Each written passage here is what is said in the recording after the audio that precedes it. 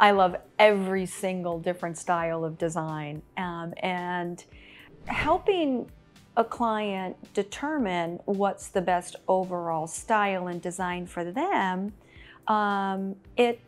First, what I like to do is be in their home, take an overall look and feel of their space as a whole. That's the starting point of giving and providing great guidance to their overall style and design. Because if you have more of a traditional home, but you love more modern, then there's going to be a break in the flow through the overall home design-wise. So I always start there.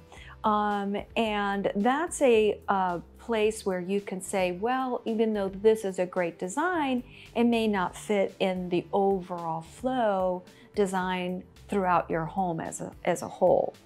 So, and that we can also make a transition towards more of a transitional design between the two, so where they're still happy with a feeling of modern, but yet it can keep it a little bit more on the traditional side, and then overall they become real happy with the design. That's what I usually typically do when it comes to helping a client determine that design style, because there are so many and they're all fabulous.